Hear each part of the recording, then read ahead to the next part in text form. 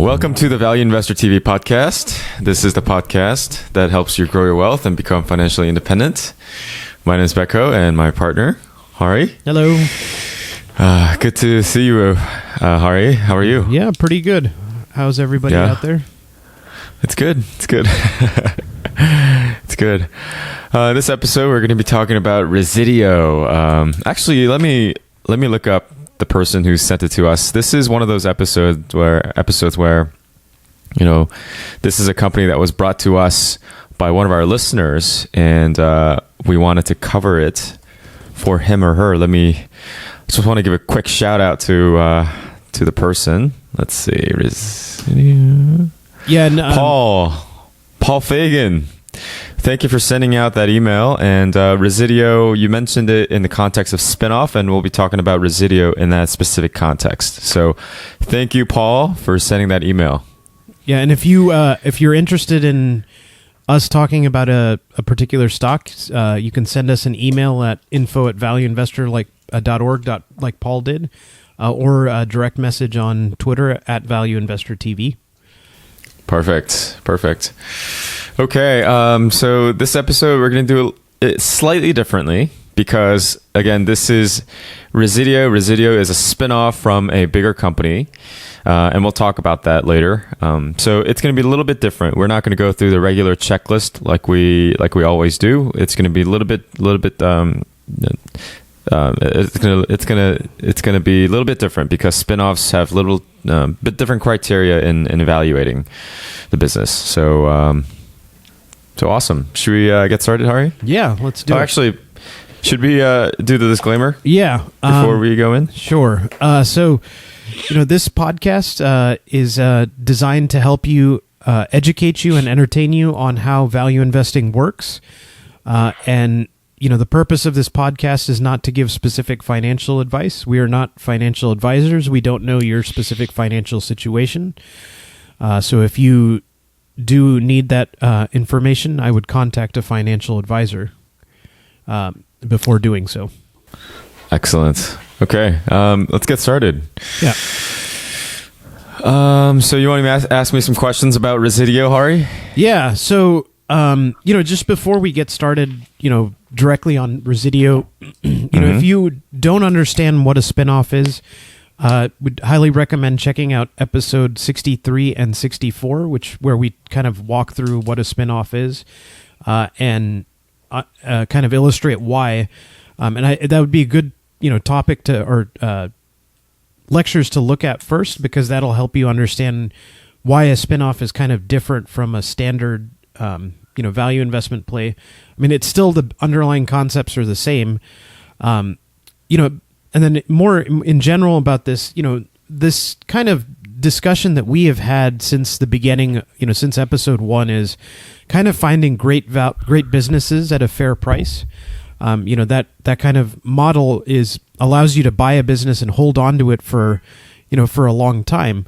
Spinoffs are a little bit different, because you may be buying a business here where it is undervalued for significantly, but is not necessarily a business that you would want to hold on to for forever. And so when we look at businesses like Resideo and it's like spinoffs, you may find a very undervalued business that once it achieves reasonable valuation, the price kind of aligns with the value, then it's time to actually get rid of that stock, as opposed to a great business. You may want to hold on to it forever and let it compound returns. So, with that in mind, Becco, let's talk a little bit more about it. So tell us, what do they do, and give us a little bit of their history. Yeah. So again, kind of in that context, we got to remember that context when we look at spinoffs. And so Resideo is a spinoff from a big well-known company called Honeywell. You guys are probably familiar with that. All these home appliances, a lot of home appliances are made by Honeywell. At least that was my first encounter with Honeywell product, these thermometers. So they have many different verticals. They're like GE, they're like Siemens, they're a big giant conglomerate that has multiple lines of business. And one of their business is residential market products. So like exactly what I was talking about with home appliances, switches and thermometers and things like that. They sell it, and they bundle that segment into a home residential segment, and they also have a distribution channel to sell these products. And the distribution channel is specifically for wholesale retailers. So they have these two subsidiaries that Honeywell held. It was their subsidiary, and they spun these two subsidiaries out into an independent entity called Resideo. So Resideo again has two different segments. Like I said, the product segment, it's the segment that actually makes these home products, and the other segment, which is the distribution segment, which is the wholesale retail business. So going back to kind of what they sell a whole bunch of stuff, but within the product segment, within the product division, they sell comfort. So it's three different segments within the product segment. So they sell stuff related to comfort, things related to residential thermal solution. That's a second. And the third, they sell security stuff. So security panels, sensors, wires, and cables, and things like that. So that's the breakdown of the product segment. And then the distribution business, it's actually branded as ADI. They've been around since 1987, and they merged with Honeywell.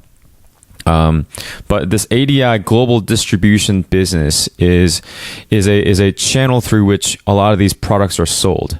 I haven't personally encountered them because I don't really go out shopping for these very much. But these distribution channel is largely for wholesale. So what that means is a lot of contractors, so people who come and do your wiring and security things. When you're building your home, for example, Hari, probably you went through this process of building a new house. Your contractor probably buys stuff from ADI or other wholesale retailers for appliances. So that's the second part of their business. And I could mention a little bit more stats down the road, but at a large level, the two segments that comprises Resideo, they bring in about $4.5 billion in sales, and they have about 13,000 employees. I'll leave it at that, and then we can go into more details down the road. Yeah, and as part of the kind of the history of that, could you kind of tell us why, in the prospectus or in the Form 10, why did they want to spin off, Resideo? Yeah, I think this goes back to our conversation about why companies at all do spin-offs. And companies do spin-offs because they think there's the value that can be unlocked by spinning off a company that's not completely aligned with a bigger parent company. So in this case, with Resideo and Honeywell, here is the exact quote from their Form 10, which is the filing that you have to do to spin off your subsidiary. The exact quote is as follows: "Products is one of the few businesses within Honeywell focused on individual consumer markets and primarily serves the residential market, while distribution is the only business in Honeywell entirely focused on distribution." So this I think this sentence right here kind of nicely summarizes why Honeywell wanted to spin it off. Honeywell wanted to spin it off because product segment and the distribution segment had its own unique characteristic that didn't really fit in the large portfolio of Honeywell. So, the residential market is its own little business. The distribution is its own little business. And so from Honeywell's perspective, when they're trying to align their strategic operational focus into kind of how the Honeywell as a whole operates, these two are kind of unique. These two are a little different than the remaining businesses that Honeywell operates. So that's why they wanted to spin it out. And as they spin it out, as they spin it out, what they could do now that Resideo is its own independent company, is that they can really leverage from different capital structure. They can be really distinctive in terms of kind of financial profile, because the business segment itself is very different. They can also simplify the organization. So Honeywell could kind of restructure their organization to fit their business, and then Resideo can also do the same with these two lines of businesses. So again, going back to the primary argument of unlocking shareholder value, the way to achieve that is through some of these things that I mentioned just now. Yeah. Okay. So that kind of leads into our, questions that we go into on the checklist side of the house, which is by spinning off the, Resideo, does that allow for Resideo to be better appreciated by the market? I think so.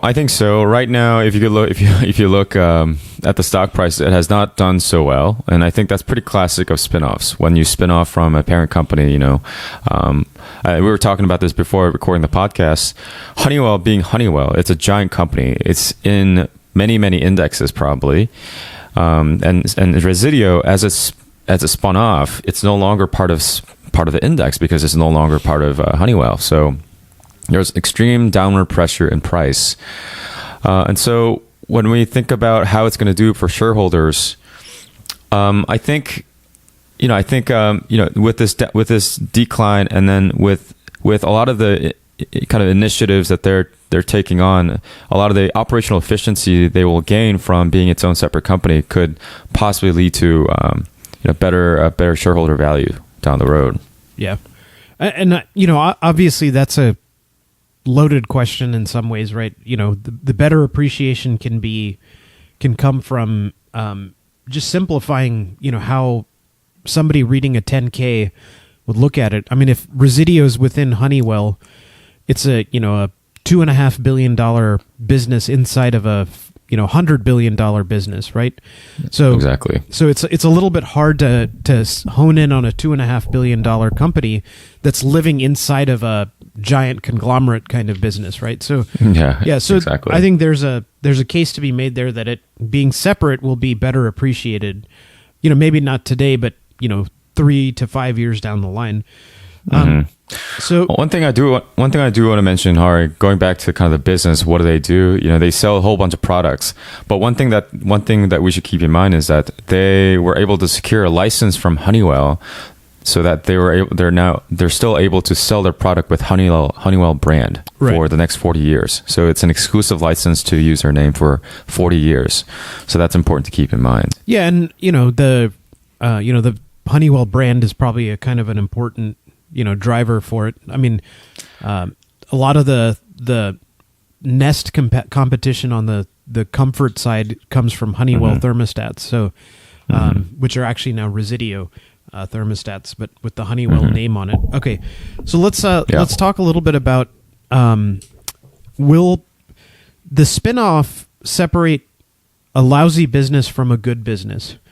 Yeah, I think that's an interesting question, and it's certainly one that we have to answer when we're analyzing spinoffs.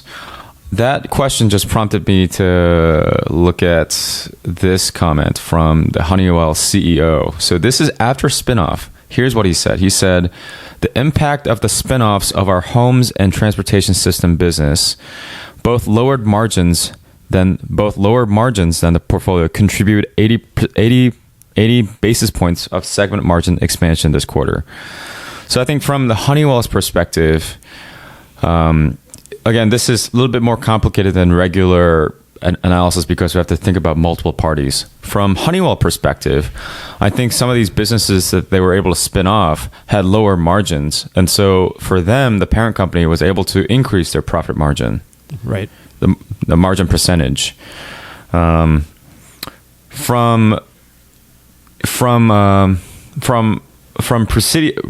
Resideo perspective, I think it goes back to what you were talking about, Hari. Like the fact that they're no longer part of $100 billion portfolio company. They now can be its own entity, and they can be better analyzed by analysts in Wall Street. So thereby able to get a higher valuation, a richer valuation than being a part of a conglomerate. Yeah, and one thing I would say about this is just because they spin off a lousy business doesn't mean that a lousy business isn't undervalued, right? Like, we don't really necessarily care as a spinoff, is this a great business, right? It's just by the sheer act of separating two businesses that operate in distinct industries or distinct areas, it becomes easier to actually value those two things, right? So, as part of this checklist is kind of there to force you to think about it, right? To see, and answer some of these tougher questions. So, so let's... go ahead. Yeah. I want to mention a couple of things about Honeywell. Yeah. As I was digging into Honeywell, as I was digging into Resideo, I found out that Honeywell had actually been spinning off companies since 2016. So this is not just a one-off spin-off that they have done. This is a part of a grand vision from Honeywell's perspective. So starting in 2016, they spun off Honeywell Technology Solution. This was an aerospace government service business. 2016, again, they spun off another company called Advanced Six Spin. This is a chemical business. 2018, they spun off Garrett. Garrett is a turbocharger company. And then in 2018, October 29th, that's when Resideo spun off. So this is not just a one-off spin-off case from Honeywell perspective. This is part of a long, grand vision from Honeywell. I just wanted to point that out there. Yeah, and I think by separating some of these out, it makes it clearer to what you're investing in, right? So let's keep moving down the checklist here. Sure. Is the multiple of a great business being penalized by being combined with a good business, and that will be fixed by spinning it off? Yeah, I think this is, again, a good question. I think, we talked about this in the previous episode. The multiples are given... Wall Street is kind of interesting in the sense that, they give multiples to different industries, different multiples to different industry. For example, technology industry, they give huge multiples. Yeah. Whereas, for example, like agriculture, they might give them very, very small multiple. So depending on which industry you're in, Wall Street just assigns you kind of a blanket multiple, which I think is kind of strange because you have to really analyze company individually. But that's a context we live in. So looking at it from that perspective, spin-off is a way to get a higher multiple. For example, if you have a technology company, for example, in Honeywell, and they want to spin off a software technology business in its own, that software business all of a sudden will have a rich valuation because it's now part of technology industry. Yeah, and I mean, you can look at it right now, and Resideo has a very low price to earnings multiple. Partly because of this, the selling, which we'll talk about in a little bit. Moving to, let's compare the earnings of Honeywell and Resideo. Does one of these or both of them have steady earnings and the other more volatile earnings? I think they're pretty both stable. From as far as what I can see, they're pretty stable businesses, Honeywell as well as Resideo. I don't know. Yeah, that I'll leave it at that. I do want to talk about debt, which we will cover down the road. But from earnings perspective, from revenue perspective, I think they're pretty stable. So people need to buy appliances. It's pretty stable business. All right. Does the spinoff itself? Do these two companies have different ways, that they should be valued? For example, one company would be better valued using cash flow and the other earnings. Would that help clarify some of the valuation for this company? Yeah, I think that's a really good question. I think absolutely. I think that has to be taken into account wherever if you do spin-offs, if you're analyzing spin-offs or if you're analyzing just a regular company, because capital expenditure, free cash flow, and looking at capital expenditure, that's so important, because at the end of the day we want to really look at free cash flow. So for example, this Resideo company, for the past 3 years, they've been spending about $70 million on average for the past 3 years on CapEx, and in terms of cash flow from operation, on average, again, this is on average for past 3 years, about 200. So they're spending about 30% of cash from operation in investing in capital expenditure, whether it's hardware or software. So I think either way, I don't know what your thoughts are, Hari. Either way, if it's spin-off, or is it, if it's just a regular analysis, you must be able to look at cash flow. You should look at cash flow before anything else. Yeah, and I think that kind of gets back to, is one of these businesses an asset-light business and the other a more asset-heavy business, right? In which case, earnings are not as important. Cash flow may be more important. And I mean, I don't think so. I mean, I think they're both somewhat, they're not asset light, but they're not asset heavy either in some cases here. So, what do you think there? Yeah, I think, they're not, like, for example, Resideo, they're not hugely asset heavy, but they're still, they're not asset light business. And I think same goes for Honeywell. Possibly, I haven't really looked at Honeywell's CapEx. But I imagine their remaining business. Let me just give our listeners some context about, as I said before, they spun off 4 different companies in the span of 3 years, 2 years. So what do they have left? So they have, in Honeywell business, they have aerospace sales, Honeywell building business sales. They have performance materials and technology, and they also have safety and productivity solutions sales. So to me, this is, again, I need to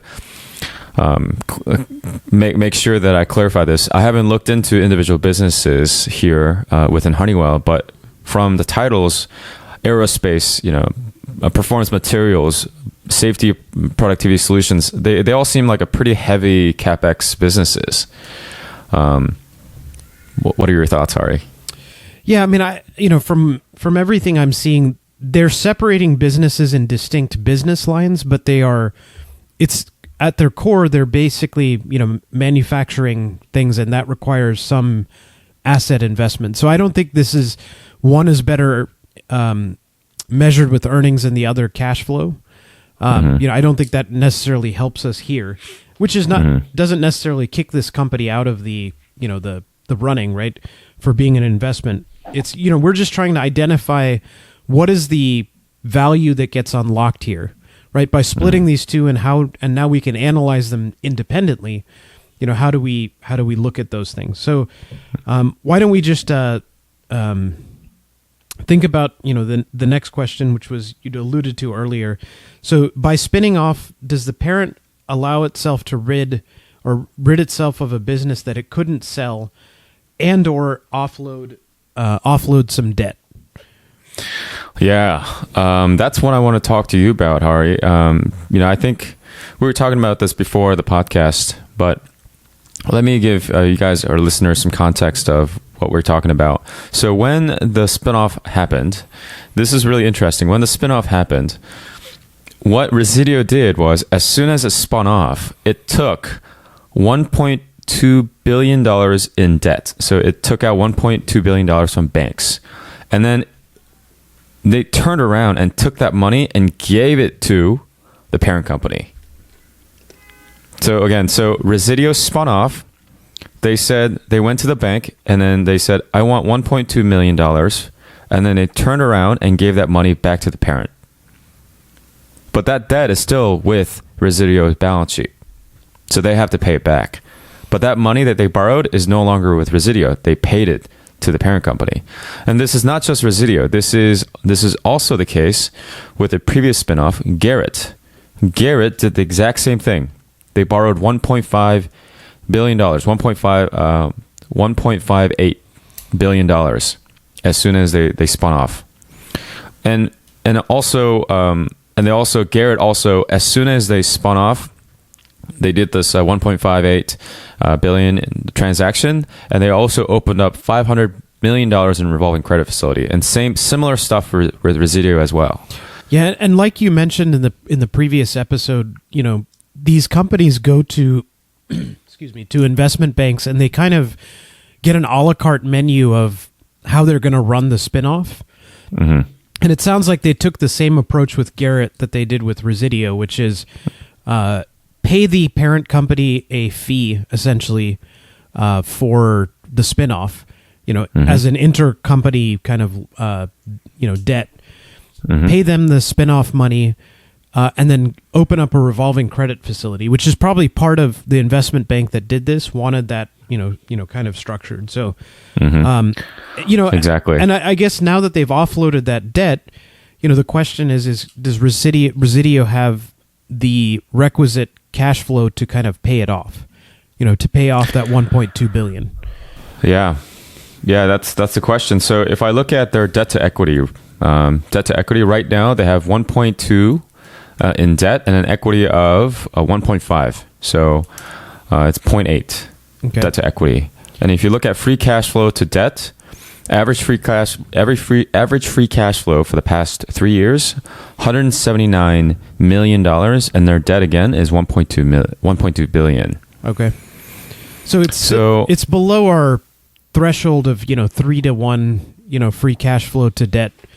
Exactly. But that doesn't necessarily take into account that the potential growth that could be occurring here. So exactly. And I also want to paint a little bit more color on what it looks like from Honeywell's perspective now that they spun off all these companies and they're cleaning themselves up of liability, of debt from that balance sheet. So I just want to give some context here. So this is Honeywell's balance sheet comparing 2017 and 2018.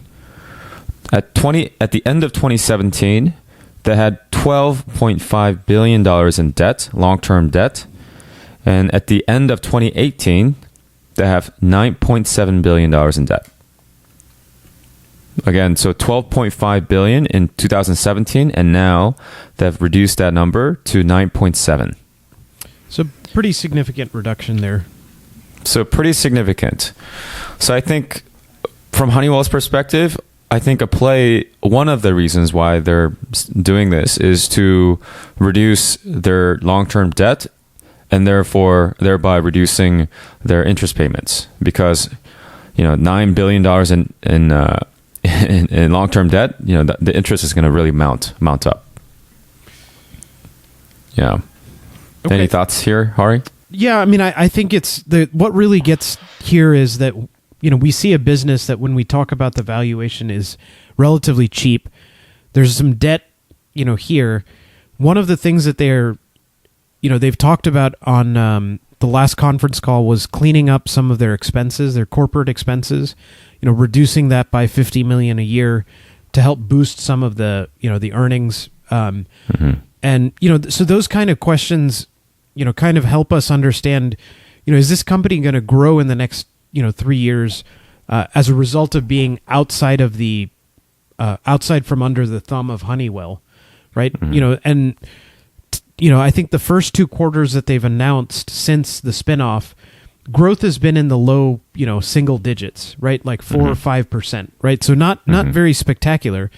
But in a spinoff, you usually see some anemic growth the first year, because they're kind of getting ramped up as their own independent company. And then it starts to pick up. So, just from what we've seen so far, have they kind of, as management, kind of alluded to things, improving in the next 2 or 3 years outside of some of the cost savings to help, so we can see some of that growth coming to play, right? Yeah, I think so. I don't have a specific answer for that, but I can share with you guys what their incentive structure looks like, because I think that will drive a lot of their kind of policies, their decisions. Okay, we'll let me we'll get to that one, because we definitely will want to talk about that one. Okay. So we'll get one more question in, and then we'll save the rest for the next episode. Okay. Are there any tax advantages that we see for spinning this off? Spinning off Resideo. Yeah. Yeah, I think that's core. I think that's really core to what spinoff is all about. From Honeywell's perspective, from shareholders' perspective, it's an easy way to kind of spin off a company without having to deal with a lot of tax burdens, because spinoff is just it's tax free. It's just splitting of your assets without any sort of tax consequence. Yep. So from that perspective, from Honeywell's perspective, from existing shareholders' perspective, it's a great way. It's a great way to unlock shareholder value without any sort of tax consequence. But there's no specific thing that necessarily Resideo has a big tax liability that they're that is getting rid of through Honeywell or anything like that we're seeing. Yeah, no, but I will say this. This is something that was mentioned pretty consistently in Form 10, which is one of the agreements for Resideo spinning off was obviously what we talked about, debt, this debt payment, $1.2 billion to Honeywell. Another thing is this. Honeywell incurred kind of this expenses for environmental damage. So they were fined for environmental concerns and things like that. And part of the agreement is that for the foreseeable future, until 2043, December 31st, 2043, they have to pay the parent company, Honeywell, any expenses related to environmental remedial action. Agreed to with the regulators. So every year, and there's a cap to it. So it's not like Honeywell can demand, millions and millions of dollars. There's a cap. So it is up to $140 million annually. Do we know how much they've paid, for, in the past as part of this? Or I guess. Yeah. So it is. So in 2017, compared to 2018. So in 2018, there were some other expenses that was recorded on their books, and that expense increase of $90 million was due to this clause right here. Environmental remedial actions, $90 million. So Honeywell is actually treating this as kind of eliminating a potential liability for them. Potential big liability, possibly, yeah. But there is a cap, though, $140 million. But for a company like this, that's generating free cash flow of $216 million, a cap of 140 is still quite a bit. Yeah. No, I mean, that could eat up their entire earnings for a year. So Exactly. Okay. Exactly. Well, we're about halfway through this, the checklist for Resideo. This is probably a good time to stop and, split up this, this discussion. So any other thoughts before we close out? No, I think this is really interesting company. Stay tuned, guys, for part 2. All right. Thanks. All right. Thank you, guys.